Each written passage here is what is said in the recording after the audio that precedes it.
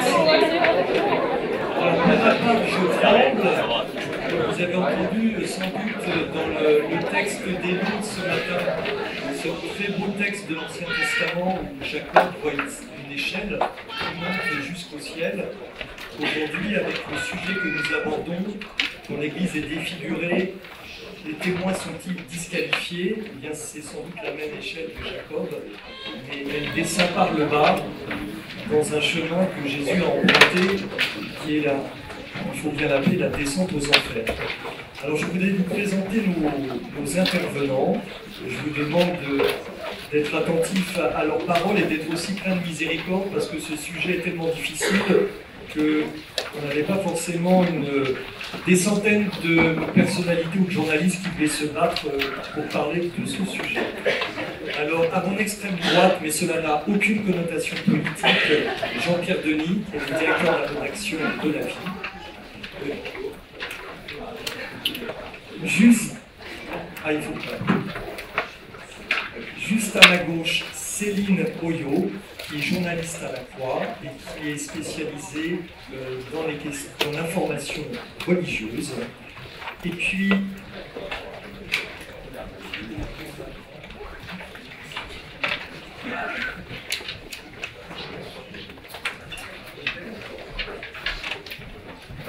ah, c'est ça, en fait, c'est l'Institut catholique, donc il n'y a pas de cacophonie, une personne à la fois.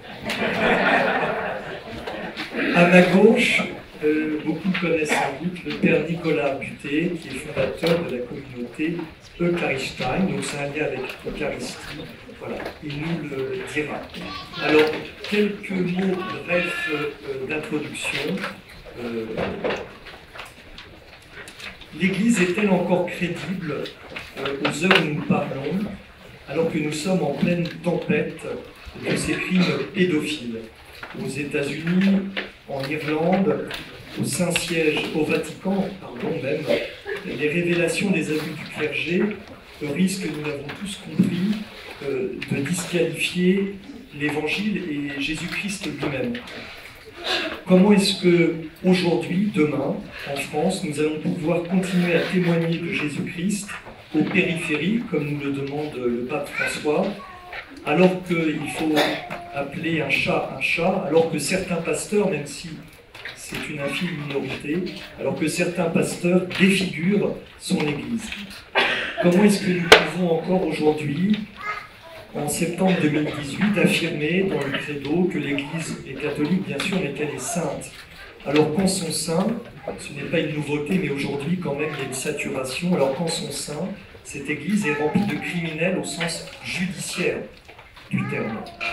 Les papes sont-ils encore capables, et le pape François en particulier, de nettoyer les écuries d'Augias, à l'image d'autres réformes dans le passé? Je pense par exemple à la réforme grégorienne au Moyen-Âge.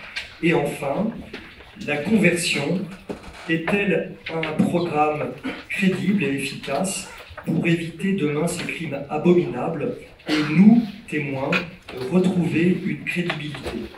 Toutes ces questions sont terribles. Pour ma part, je n'ai pas de réponse. Je pense que nos intervenants nous donneront quelques pistes à emprunter, qui seront peut-être aussi des chemins de croix. Vous savez que le chemin de croix se termine quand même par la résurrection ultimement.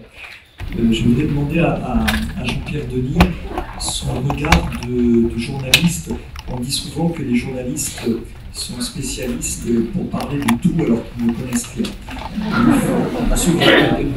Sauf que ce sujet est tellement terrible, celui des abus sexuels dans l'Église, que nous sommes devant, et moi, et nous tous, journalistes, devant une telle énigme du mal que nous ne savons pas. Dans notre métier, il faut un angle pour construire un papier. Et c'est extrêmement difficile parce qu'on a du mal à savoir comment parler de ces choses abominables. Donc je voulais demander à Jean-Pierre Denis son regard sur ces mois passés, ces semaines passées, sur l'actualité toute récente qui l'affecte et qu'il puisse nous dire comment est-ce qu'il l'envisage. Merci d'avance, Jean-Pierre. Bonjour à tout le monde. Samuel, je suis désolé parce que je vais tout de suite te décevoir. La définition que tu as donnée du journaliste, c'est évidemment en particulier celle de l'éditorialiste, qui parle de tous les sujets auxquels il ne comprend rien. C'est ma situation depuis un certain nombre d'années et de plus en plus. Et en vous écoutant, madame, j'ai pris une décision qui peut-être va sembler bizarre, mais vraiment de réduire mon intervention au strict minimum. Vous avez dit, est-ce que tu sais d'où tu parles?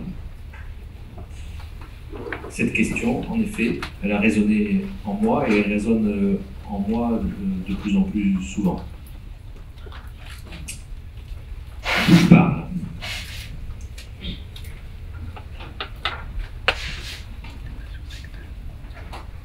Il y a une quinzaine d'années,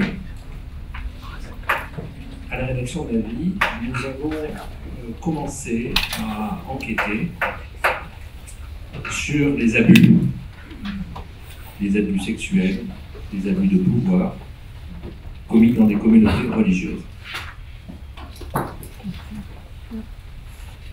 L'ensemble des faits que nous avions rapportés à l'époque étaient exacts. D'ailleurs, il y a eu une plainte, un procès en diffamation. Mais on nous a dit, dans l'Église, que nous n'étions pas chrétiens. Parce qu'un journal chrétien, n'est-ce pas, ne doit pas parler des problèmes de l'Église.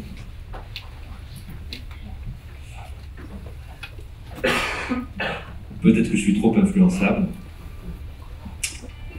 mais ces remarques m'ont beaucoup coûté. Elles ont pesé, et nous avons renoncé.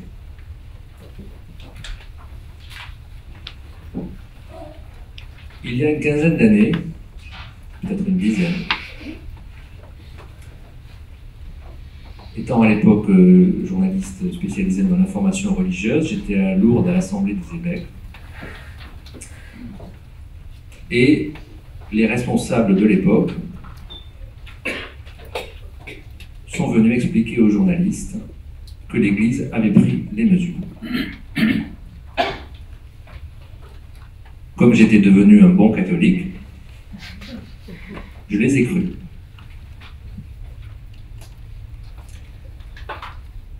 Il y a, je dirais, peut-être 2 ans, d'autres évêques, parmi lesquels certains sont, je dirais, des amis, sont venus dire la même chose. Est-ce que je dois être toujours un bon catholique et les croire? Je leur ai posé la question, ils m'ont dit que oui. Je ne doute pas de leur sincérité.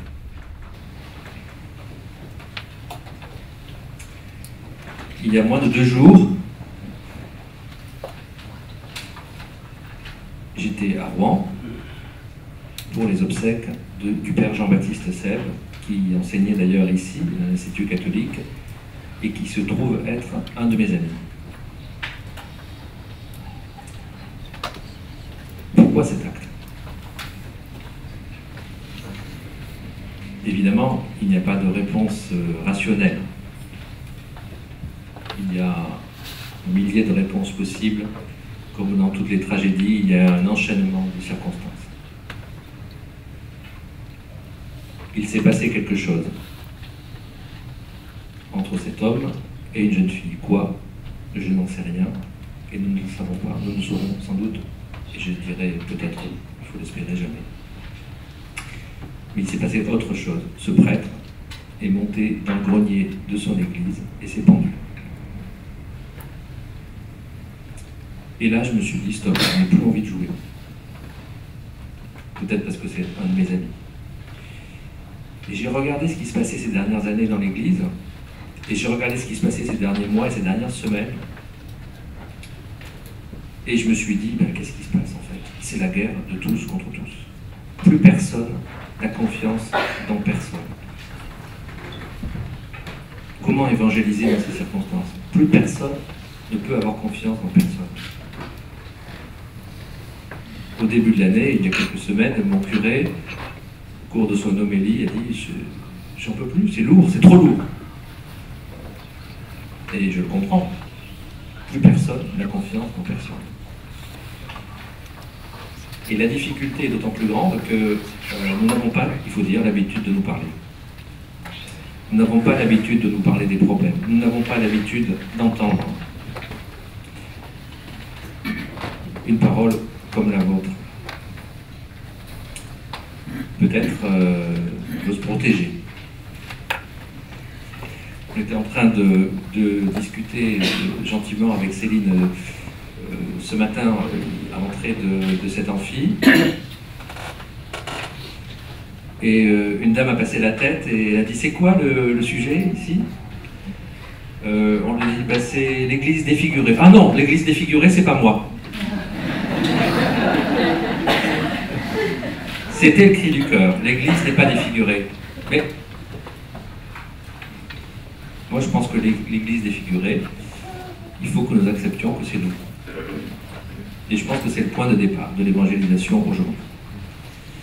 C'est très courageux de votre part d'être venu parler de ça, écouter des interventions à ce propos, parce que je pense que c'est le sujet, mais c'est le sujet que nous n'avons pas envie de traiter. Nous avons une vision idéalisée de l'Église, évidemment, quel que soit notre idéal, notre idéologie, notre positionnement politique, ecclésial. Et ça nous revient comme un boomerang. Alors, je connais bien cette tentation, parce que je peux l'éprouver moi-même, et je peux même être en colère, en disant on en fait trop, c'est un climat hostile à l'Église, ce sont les adversaires du pape François, tout ça, on entend beaucoup de choses comme ça. Tout ça est sans doute vrai en soi, mais c'est pas le sujet pour moi. Le sujet, c'est de prendre courageusement cette crise en face, en adulte. Voilà, parce que je ne veux pas du coup en dire beaucoup plus, si ce n'est en le résumer en quatre mots.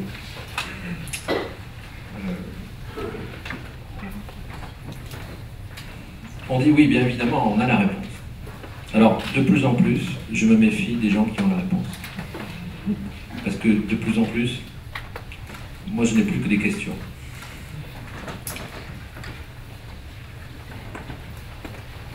Avec le suicide de Jean-Baptiste Sèvres, ma question c'est pourquoi, et je reste avec mon pourquoi. Après votre témoignage, pourquoi? Chaque fois que nous entendons parler d'un scandale dans l'Église, pourquoi? Pourquoi a-t-il fait ça? Alors on dit, ben, la réponse c'est très facile, c'est la sainteté.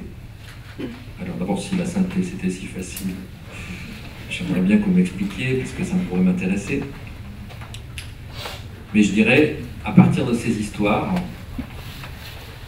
je crois qu'il ne peut pas dire, je dirais pas de sainteté sans conscience de notre fragilité.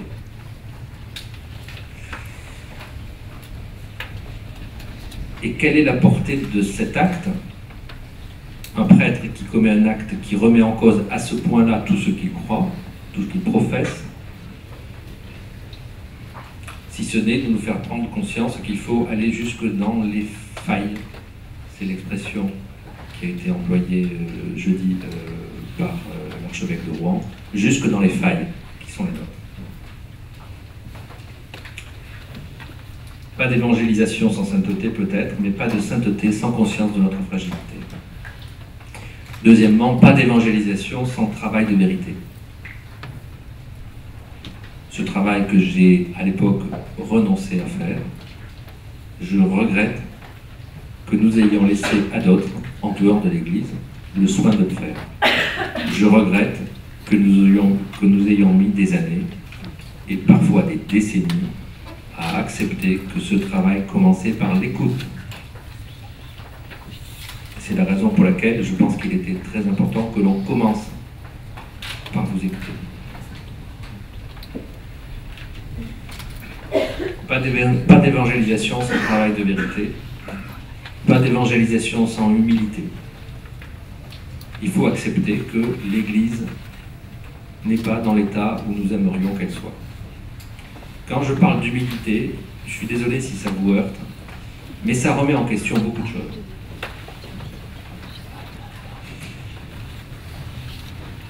Je suis désolé si je remue beaucoup de choses dont on n'a pas envie de parler. Mais en remontant le fil de ces dernières années, j'ai pensé au départ du père David Gréa, qui était aussi un ami, qui s'est marié, et qui était un fer de lance de l'évangélisation. J'ai repensé à l'enthousiasme de la génération de la nouvelle évangélisation de Jean-Paul II. J'ai repensé à beaucoup de bons petits soldats qui sont partis à ce combat et qui se sont parfois brûlés, qui ont parfois fait de belles choses. Il ne faut pas tout oublier, tout mélanger, tout relativiser. Mais je me suis dit, honnêtement, je suis désolé de vous dire ça ce matin, mais honnêtement, je ne sais pas. Je crois qu'il faut commencer par beaucoup d'humilité dans l'attitude de l'évangélisation. Aujourd'hui, on ne peut plus se contenter de penser en surplomb. Je pense qu'il faut penser de plus en plus bas, à la hauteur de ce que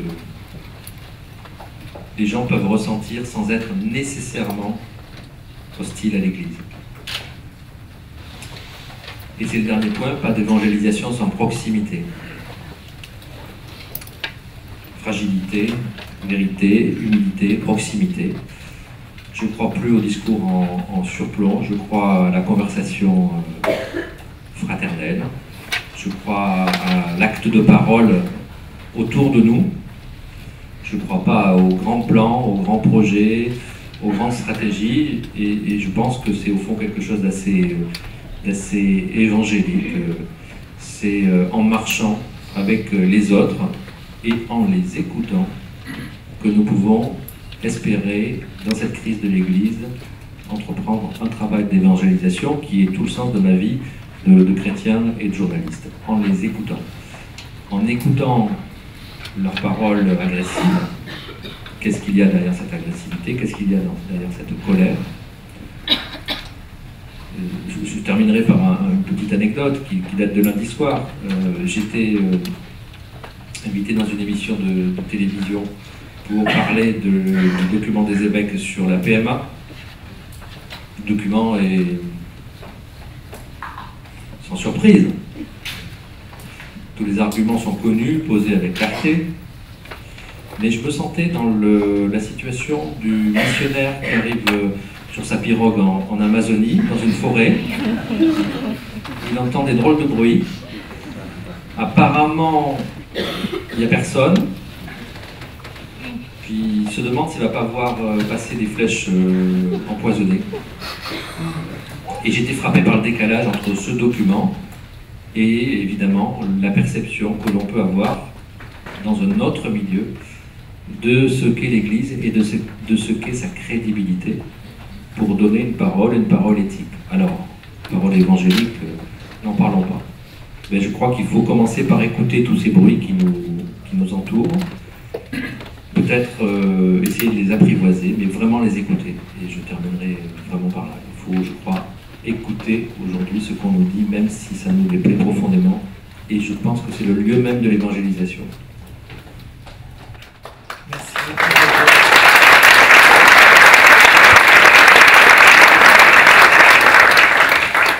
Je donne maintenant la parole à une autre journaliste, Céline Oyo, et elle est dans la même tonalité que Jean-Pierre Denis.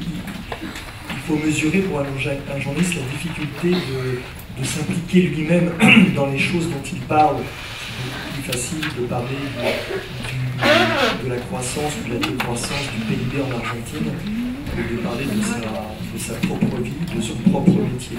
C'est justement ce que Céline Oyo a accepté de faire et sous forme aussi d'un témoignage finalement de ce déchirement intérieur. En tout cas, nous vivons comme ça, nous journalistes catholiques, entre un attachement indéfectible à l'Église parce qu'elle est notre mère, et puis un malaise extrêmement profond qui fait qu'on ne peut plus avancer, Jean-Pierre l'a très bien dit, sans faire la vérité sur les choses, sur les êtres, sur les faits.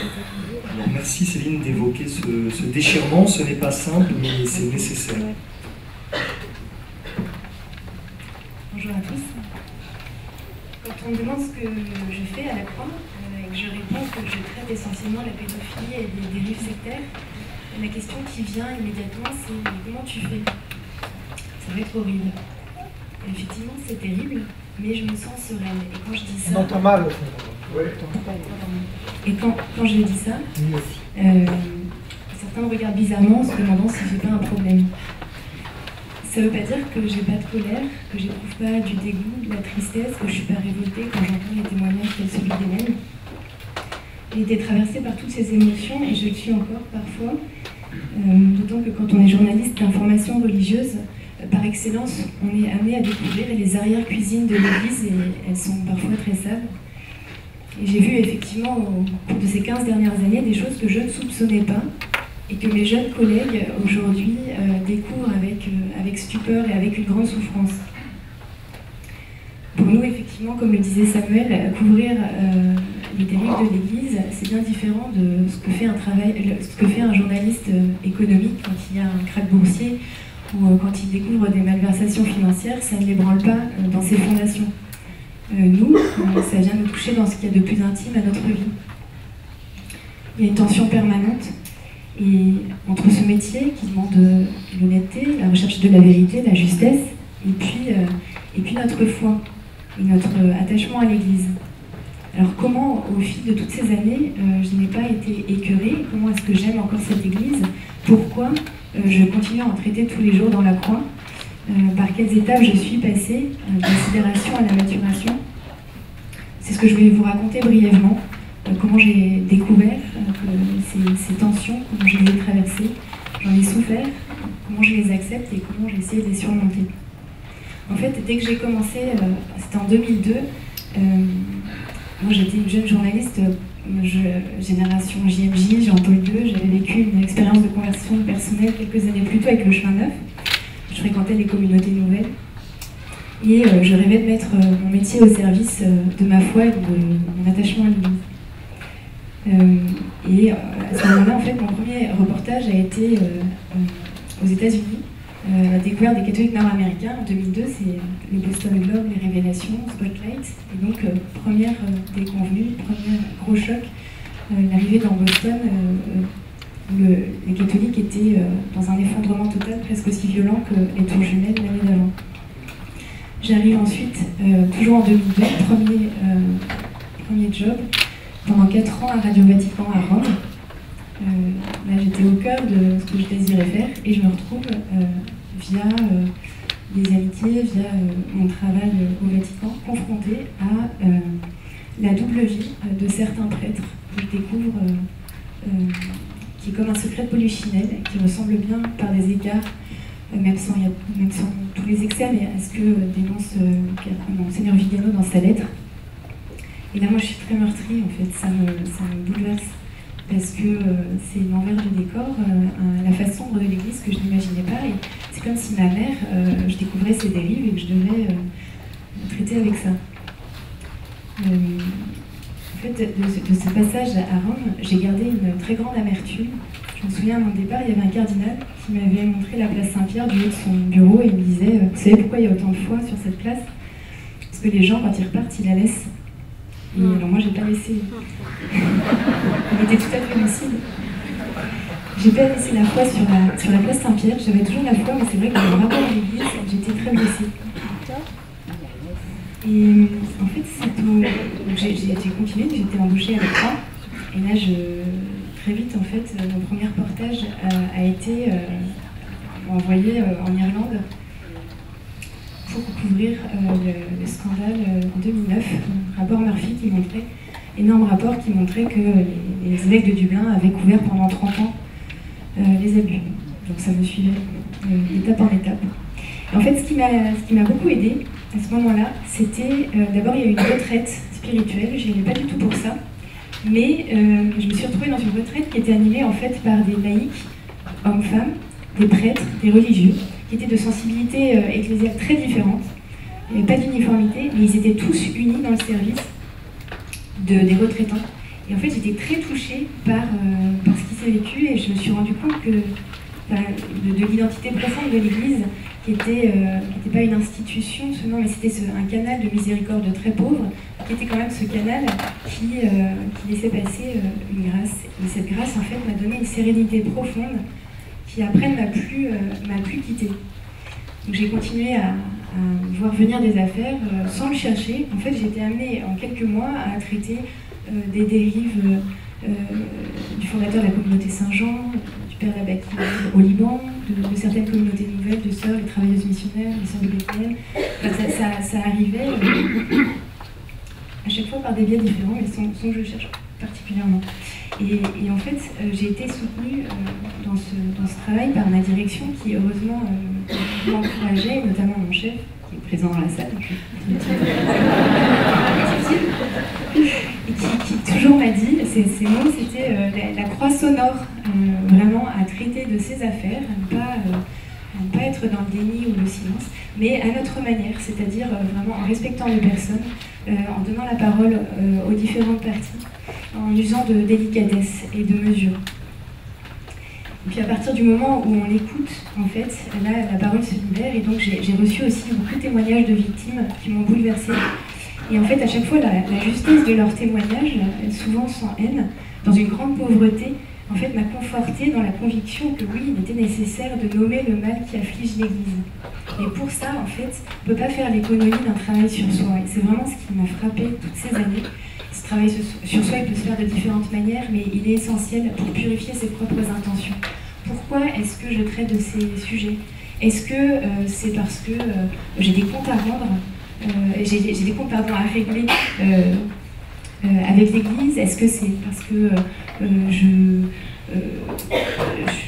un aspect voyeuriste? Est-ce que je cherche ma gloire en sortant des scoops? En fait, si on ne fait pas ce travail sur soi, on risque de trop mettre de soi, de trop mettre de passion aussi, de devenir un peu des justiciers, et c'est pas notre rôle. Donc accepter en fait ce travail sur soi, c'était aussi accepter mon humanité avec ses fragilités et ses forces, enfin, ce que disait, j'aimais beaucoup Jean-Pierre Denis. Et en fait, je pense que c'est le seul moyen aussi de pouvoir accepter l'humanité de l'Église dans tout ce qu'elle a de plus rude et de plus révoltant. Qu'en fait, si je restais en surface de moi-même, j'arriverais pas à avoir un regard juste sur ces affaires. Ce qui m'a beaucoup aidé aussi, c'est que j'ai étudié pendant 7 ans dans cette maison, en théologie, avec le cycle C, et en fait, très régulièrement, dans les devoirs qui m'étaient demandés, notamment dans mon mémoire, cette question revenait, que j'ai traitée de manière un peu parallèle, mais autour de l'articulation salut et guérison.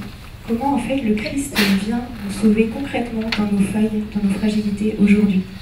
Et ça a été un lieu pour justement faire l'unité entre toutes ces questions qui se posaient en moi et que je devais traiter dans mon travail. Et tout ça était d'autant plus important qu'effectivement, comme le disait bien Jean-Pierre, en fait, en tant que journal catholique, quand on écrit sur ces sujets, on encourt beaucoup de soupçons et de critiques. Notamment le soupçon de ne pas être vraiment catho, en fait, de vraiment aimer l'Église, puis tu fais du mal à l'Église. Ça, je l'ai beaucoup entendu auprès de très très proches de ma famille, chaque fois que je faisais une enquête, et c'est très culpabilisant. Donc ça demande vraiment de bien réfléchir à ce qu'on fait et pourquoi on le fait. De la part de l'institution, on s'en occupe, on sait mieux que vous, laissez-nous faire. Moi, c'est ce qui m'a finalement, parce que le plus révolté, en fait, c'était les attitudes auxquelles j'étais confrontée, de savoir mieux que les victimes ou que les gens qui sont confrontés à ces affaires, la difficulté profonde à se remettre en question. Ça m'a heurté beaucoup. Dans les communautés aussi, quand je faisais des articles sur on entend certaines dérives, c'est parfois très violent les réactions qu'on se prend, de déni ou de même. L'anecdote qui m'a le plus frappée, c'est qu'en fait, après avoir fait un reportage dans une communauté religieuse de sœurs, elles ont fait courir le bruit dans la communauté en interne qu'en fait je n'étais pas venue sur place et qu'en fait j'avais dû piquer dans un livre quelques infos pour avoir l'air de planter le décor, mais qu'en fait c'était faux. Je me suis dit, j'ai toujours le bordereau du chèque de l'hôtellerie, je ne l'aurais pas envoyé, mais je suis bien venue faire mon reportage, je n'ai pas inventé ce que j'ai vu. C'est dur aussi parce qu'on met des personnes en cause, et il y a eu une fois où en fait j'ai écrit sur un prêtre qui avait été condamné au Liban.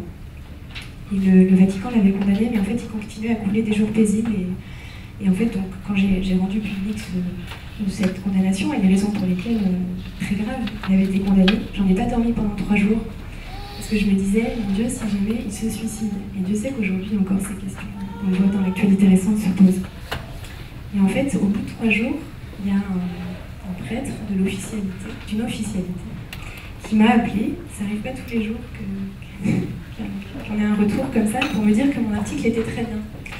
Et je lui ai dit, écoutez, merci beaucoup, je ne sais pas pourquoi vous appelez, mais en tout cas, ça m'appelle parce que ça fait 3 jours que je me demande si ça ne va pas risquer de provoquer quelque chose chez ce prêtre au Liban. Il m'a dit, vous inquiétez pas, je connais très bien le dossier, il est manipulateur, il n'a aucun lien, enfin, il n'est pas du tout dans cet état d'esprit, ça m'a apaisé. Et en fait, je continue à vivre des jours paisibles malgré l'article. Et puis de l'autre côté aussi, il y a donc l'entourage ecclésial quand même. Est-ce que vous n'en faites pas un peu trop? Est-ce que vous allez parler un jour de ce qui va bien dans l'Église? Oui, j'ai l'impression qu'on le fait comme tous les jours dans la croix. Et enfin, du côté des associations de victimes, se reprochent au fond, quand on donne la parole à l'institution, de faire le jeu de l'omerta. Et leurs réactions aussi peuvent être très violentes. Donc en fait, on est pris entre toutes ces tensions au quotidien, et c'est vraiment, voilà, c'est important au sein du service de pouvoir en parler. Ce qui aide à garder le cap, c'est vraiment la conviction que non, on ne fait pas de mal à l'Église en l'aidant à faire la vérité sur elle-même. Au contraire, c'est pas de gaieté de cœur, mais c'est indispensable. J'aimais beaucoup ce que disait récemment dans une interview à la Croix, Monseigneur Ravel, où il parlait du scandale, et il disait, mais en fait le scandale dans la Bible, oui, il est condamné quand il fait tomber des petits, mais il n'a jamais été condamné quand il s'agit de protéger l'Église. Donc c'est qui on met en premier, c'est vraiment les petits. Il disait aux États-Unis, notamment les évêques qui voulaient protéger l'image de l'Église, ont fait une erreur théologique magistrale. Je pense aussi, j'ai pensé aussi ces dernières années dans ce travail que finalement, en faisant œuvre de vérité, c'est aussi un devoir de justice qu'on doit à ces prêtres abuseurs, face à leur faute et à leur conscience. Parce que si l'Église ne le fait pas, si elle ne les met pas devant leurs responsabilités, ils auront de toute façon à en rendre compte au ciel. Donc, pour moi, c'était aussi, d'un point de vue spirituel, un devoir. Comme le disait aussi Jean-Pierre, je pense qu'on peut tout à fait annoncer, informer une Église défigurée et être témoin du Christ aujourd'hui si on ne cherche pas à défendre l'indéfendable et à justifier l'injustifiable, mais vraiment à pouvoir recevoir aussi, écouter les réactions, ne pas se braquer, s'arc-bouter dans une position victimaire, et se laisser aussi enseigner par ce qu'on vit les victimes, par aussi la société qui nous renvoie cette exigence et la raison d'être exigeante à l'égard de l'Église. En fait, ce qui m'a le plus frappé, c'est qu'on dit l'Église est experte en humanité. Et malheureusement, sur ce sujet-là, où elle aurait dû être prophète, parce qu'il y a des abus partout dans la société et dans les familles aussi, sur ce sujet-là, elle ne l'a pas fait, elle a même fait pire. Et donc, comment elle a attendu d'être poussée par les médias, par les victimes, pour faire la lumière. Donc je pense que ça nous interroge aussi sur la manière dont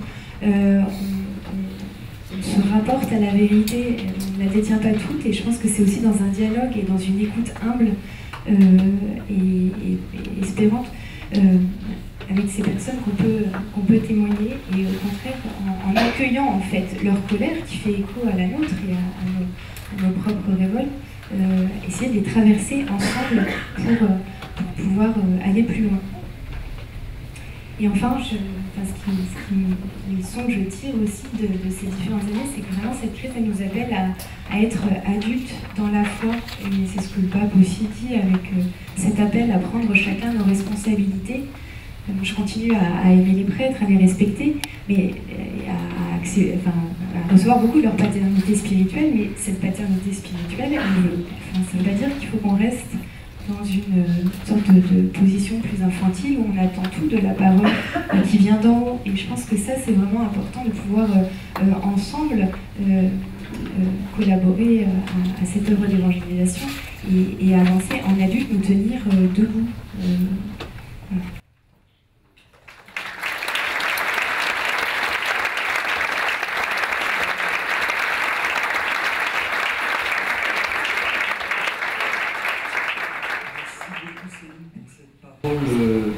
Très vrai, et qui est édifiante, comme disaient les anciens, en tout cas pour les journalistes, c'est une très belle leçon.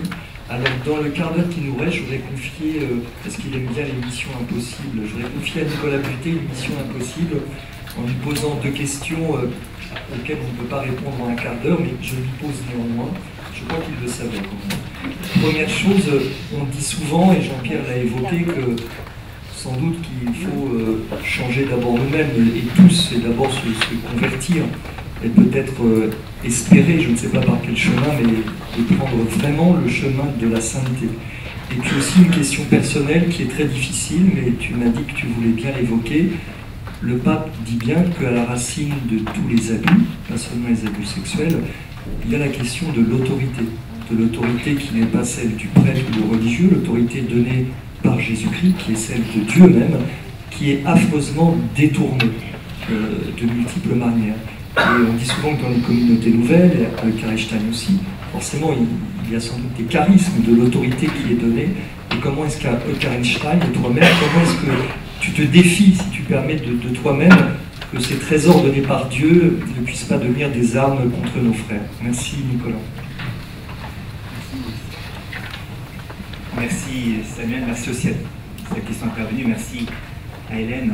En parlant, je voyais tous ces visages de jeunes qu'on accueille et je voyais aussi tous les dégâts que ça faisait, cette fille de 13 ans qui est partie dans l'alcool, la prostitution sadomasochiste, le seul mécanisme de fuite de cette violence qu'elle a subie, l'anorexie, les drogues diverses, la dépression profonde, enfin, on a tous ces visages qui nous reviennent à l'esprit et je suis émerveillé aussi de ce qu'elle a fait, mais c'est là aussi que je vois et qui me réconforte de parler d'évangélisation. Je crois qu'il n'y a qu'une personne qui peut descendre dans les drames de l'humanité, qu'une seule personne qui peut descendre dans ses souffrances, c'est le Christ. Vraiment. On se sent complètement démunis quand on a connu une personne comme ça. Qui sommes-nous pour parler? D'où parlons-nous? Moi qui n'ai jamais connu ces choses-là. Et de voir le Christ descendre dedans, de voir le Christ habiter ses failles et ses fêlures, double évangélisation, évangélisation des drames de notre monde, des souffrances de notre monde, des blessures, des fêlures, évangélisation des pécheurs, des criminels aussi. Je crois que c'est cette double évangélisation, donc, ces drames que nous vivons, ces souffrances que nous vivons, sont le lieu même de l'évangélisation. C'est là que Dieu vient. Dans la Bible, c'est intéressant de voir que quand le peuple juif trahit et se détourne de Dieu, les serpents brûlants viennent les détruire et les tuer. Et Moïse va négocier avec le bon Dieu en disant mais qu'est-ce que je fais? C'est une drame, ils ont merdé, pardonnez-moi l'expression, mais enfin, maintenant qu'est-ce qu'on fait?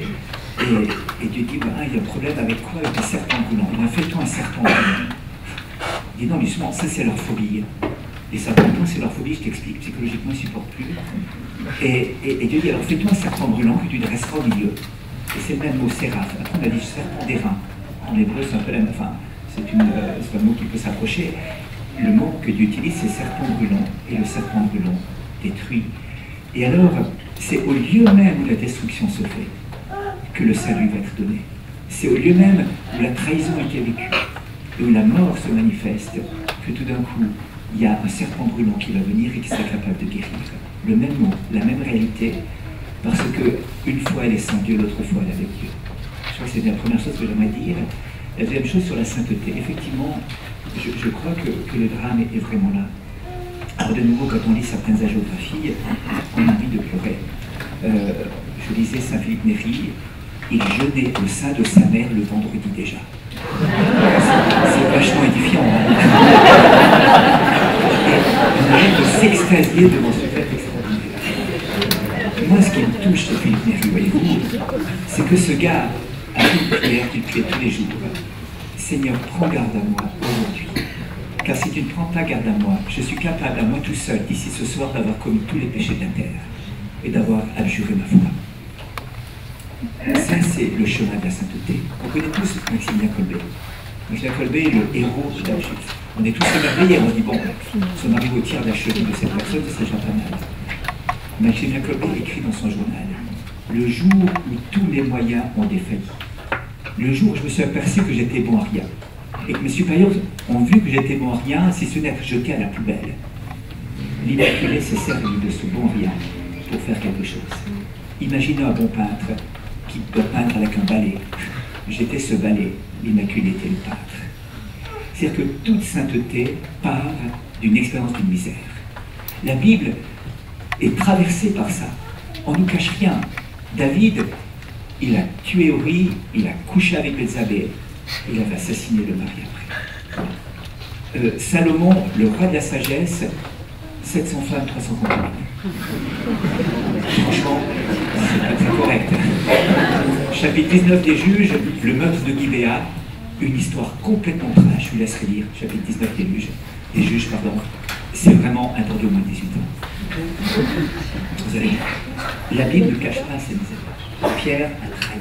Et on ne dit pas, le héros et le fondateur, celui sur lequel Jésus a bâti l'Église, c'est un type génial, il a fait aucune connerie, il était vraiment clean, pas de problème. David, le modèle de la royauté, non, il s'est planté complètement.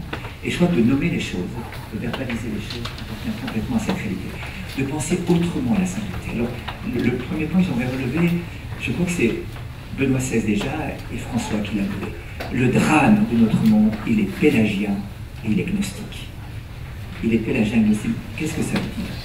Ça veut dire qu'on a cru qu'on allait pouvoir devenir saint par nous-mêmes et par notre propre force. Que la sainteté est une sorte de bienséance gentilhommière, une bienséance bourgeoise. C'est pas ça. C'est terminé cette idée-là, voyez-vous. C'était Mounier qui disait l'idéal du Moyen-Âge, c'est la sainteté.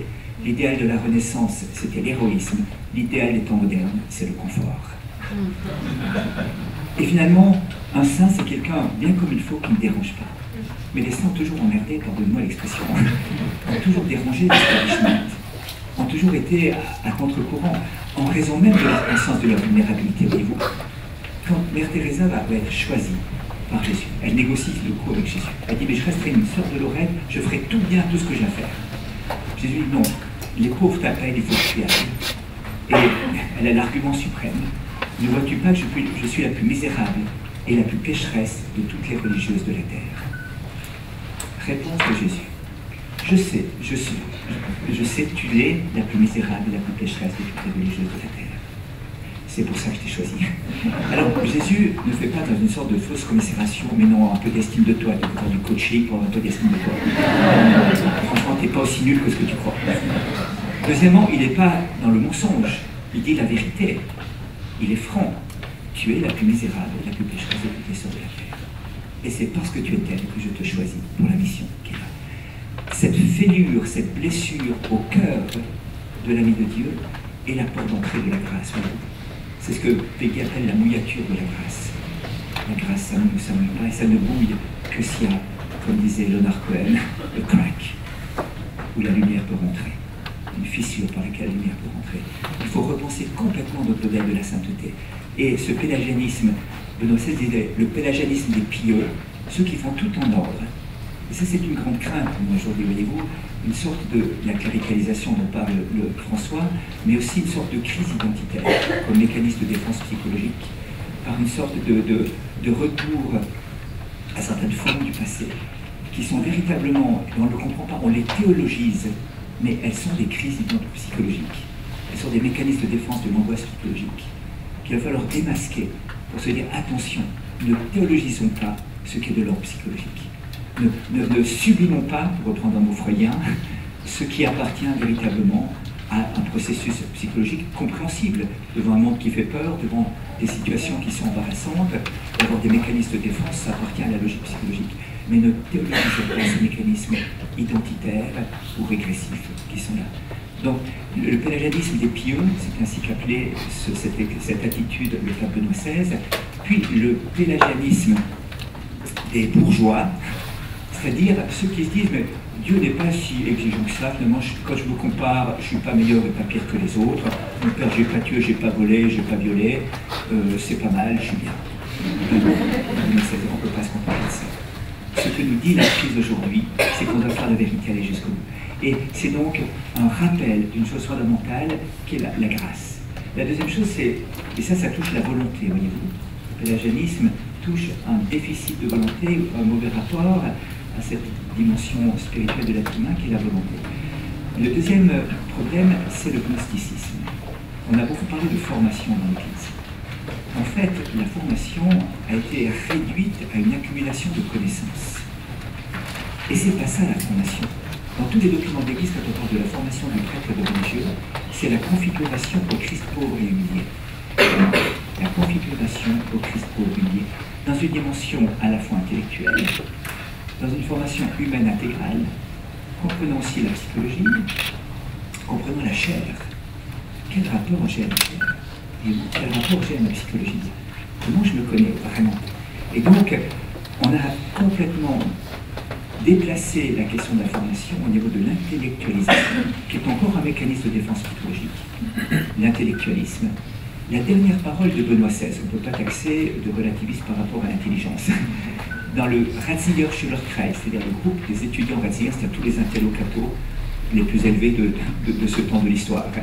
Dernière parole, c'est en 2005 à Castel Gandolfo. Il va dire « Ma plus grande crainte dans l'Église aujourd'hui, c'est l'intellectualisation de la foi. » On se cite par nous, on s'écrit des articles. C'est très élaboré, très érudit. And so what, diraient les Anglais. Qu'est-ce qui change après? Comment la parole de Dieu qui est au cœur de notre vie devient non pas informative, mais informatrice. Et en hébreu, parole se dit dabar. Vous savez qu'en hébreu on écrit les consonnes, d'aleph, betrech. Et de l'autre côté, si on prononce différemment, donc on ne prononce pas les voyelles. On l'entend quand on le sonne, mais quand on l'écrit, on verra deux lettres, D, B, R. Dabar. Si on prononce déber, c'est la peste en hébreu. J'avais des juifs qui racontaient ça, il a été frappé, je lisais à Pessar, à Pâques, le récit de l'Exode, et d'un coup je lis Dalet Betrech, et je prononce Dabar, c'est pas Dabar, c'est Déber, et c'est la peste destructrice. Vous voyez, une parole qui n'est pas prise correctement, qui n'est pas intégrée dans la chair, eh bien il y a quelque chose qui va échapper. C'est ce que disait Peggy, le spirituel couche dans le lit de camp de la chair, du charnel. Et Simone Veil disait, ce n'est pas à la façon dont quelqu'un me parle de Dieu que je juge de sa qualité spirituelle, c'est à la façon dont il me parle des choses des hommes et des réalités humaines. Voyez-vous, l'intellectualisme nous a fait fuir ça. Ça, c'est le gnosticisme, le salut par l'intelligence, par la connaissance, qui est une sorte de désincarnation. Une désincarnation. Et ça, c'était vraiment, je crois, on a désincarné. Alors, à la fois psychologiquement, à la fois une manière de prendre de la distance par rapport aux réalités, de jouer avec des concepts où la chair est exclue, où la psychologie est exclue, où l'humanité tout entière est exclue. Et donc, la transfiguration de l'être humain dans sa dimension intellective, volitive, psychologique et charnelle n'a pas été faite. Et là, je crois qu'il y a vraiment un travail important à faire. Donc, la sainteté, c'est prendre en compte véritablement cela. Et reprendre en main cela.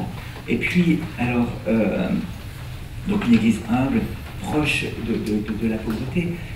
L'évangélisation, c'est aussi la misère. Juste un petit exemple. J'allais au Pakistan prêcher pour le sang de Mère Teresa, et on m'embête avec le visa, disons que j'appartiens à une ONG qui pourrait être terroriste, c'est l'Église catholique, et donc il a vérifié et faire une enquête sur moi. Les services secrets ont enquêté là-bas au Pakistan. Et la soeur me téléphone, 4e visite des services secrets, elle me dit ça va pas se faire, ils vont filer le visa.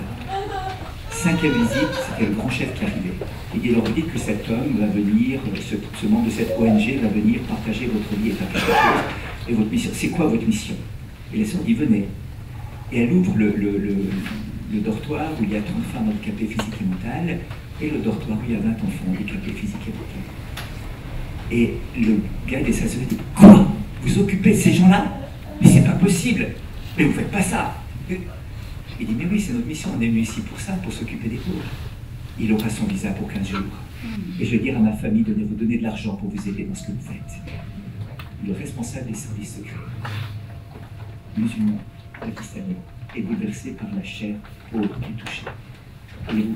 Et dès qu'on s'échappe de la chair pauvre est blessée, dès qu'on s'échappe de ce qu'on a entendu là, dès qu'on s'échappe des souffrances de nos frères et sœurs, on est désincarné. Et c'est, je crois, le grand drame. Il y a une sorte de désincarnation par le pélagianisme et par le gnosticisme.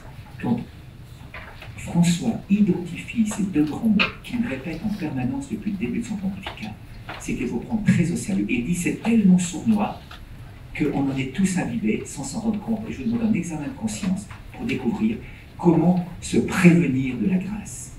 Car tout le monde le sait, Saint Augustin qui était, pardon, un homme qui a couru le jupon, eh bien, a compris que c'était la grâce seule qui le maintenait dans la sainteté, dans la chasteté. C'est pas possible sans la grâce. Je vous dis en tant que prêtre, je vous dis en tant qu'homme, le mec masculin, c'est pas possible sans la grâce. Et donc je crois que c'est ce travail de la grâce, redevenir une église. Quand Jean-Paul II a tracé le programme pour le 3e millénaire chrétien, dans Novo Millennio Immunité, le premier point c'était la sainteté, le deuxième point c'était la prière jusqu'à une véritable folie du cœur, le troisième point c'était le primat de la grâce, car hors de Dieu on ne peut rien faire. Non pas pour négliger le travail, autrement le quiétisme. Vous savez, l'augmentation est quand j'ai pas mal de contenu aussi, une sorte de quiétisme. Alors si c'est la grâce qui fait, alors on fait rien. Alors les Jésuites se laissent faire, il n'y a pas d'effort, il n'y a pas d'ascèse, il n'y a pas de prise en compte sérieuse des problèmes. Bien sûr qu'il y a la vulnérabilité, bien sûr qu'il y a la pauvreté, comme point de départ, mais pas comme point d'aboutissement, non pas comme une sorte de médiocrité consentie jusqu'à la fin, où finalement, je me supporte comme ça en disant, bah voilà, je resterai médiocre jusqu'à la fin, c'est pas possible. Dernier point, eh bien, c'est celui des abus d'autorité comme ça. Je pense qu'il faut faire descendre les prêtres, les responsables ou les fondateurs de l'Église. Les laïcs, vous avez une immense responsabilité. Votre adulation des prêtres n'est pas acceptable. Ce qui fait l'Église, c'est la fraternité. C'est la fraternité. Comment vit-on de relations? On a parlé des questions judiciaires, des questions des tribunaux, des questions personnelles, institutionnelles. On n'a jamais parlé de la question que l'on traite en psychologie de la systémique. Quel mode de relation avons-nous dans l'Église? J'étais récemment dans une rencontre assez mondaine avec des gens. Il y avait un autre prêtre qui était le seul avec qui je n'ai pas eu de relation vraiment, c'était le prêtre, mon frère prêtre. Les gens étaient athées, agnostiques, francs-maçons, quelques cathos qui traînaient dans le milieu quand même, plus ou moins branchés, enfin bref. Il y avait un prêtre qui était là. Le seul avec qui je n'ai pas réussi à entrer en relation, c'était mon frère prêtre. On est quand les autres m'ont tous regardé, on s'est souri, on s'est regardé. Je n'ai pas pu croiser le regard de mon frère prêtre, ni échanger quelques mots avec lui. Comment va-t-on redécouvrir dans ce qui était notre spécificité, puisque Saint Pierre va inventer un mot pour l'Église, il appellera l'adelphotes, la fraternité. Ce mot n'existait pas en grec. Un nouveau mode de relation. Est-ce qu'on va enfin faire ça? Les titres que l'on se donne, les monseigneurs, les révérends, les trucs comme ça. Quand est-ce qu'on va arrêter avec ça, pour dire mon frère, ma sœur? Mais alors après, avoir l'audace et le courage de se traiter comme frère et sœur. Et chez nous, par exemple, c'est peut-être aussi l'attitude démocratique suisse, voyez-vous. Elle a ses inconvénients, sa lenteur et ses difficultés, mais elle a un grand avantage. C'est que mes frères et sœurs, on me disait une petite nouvelle, un jour le fondateur vient et dit « Marie m'a dit qu'il fallait construire un sanctuaire marial ici. » Toute la vie s'arrête et tout le monde se met à construire le sanctuaire marial en 3 jours. Moi, si je dans une communauté comme dit ça, et que je dis ça, mes frères et sœurs me disent « La pelle et la pioche sont là-bas, Nicolas. Tu vas faire ça. La journée, tu seras avec nous parce que tu fais ton devoir d'État. La nuit, tu iras piocher, creuser. Tu fais toi-même ton sanctuaire. » Et merci, le courage de pouvoir dire les choses, voyez-vous. Comment on libère aussi la parole là-dedans. Comment on fait en sorte qu'on a des modes de gouvernement, d'écoute. Et puis la première chose, c'est cette capacité de laisser s'enseigner. Ça, c'est une prière qu'on fait tous les jours. C'est la prière de Salomon au début. Quand Dieu dit, demande-moi ce que tu veux, je te dirai. Que dit Salomon? Il dit, lève Sholéa. Un cœur qui sache écouter. Un cœur qui sache se laisser instruire. Voilà. Alors ça, c'est le point que je voulais relever. Et puis on est pécheurs. Et puis on est nuls, on fait des conneries, on fait des bêtises. Ça arrive.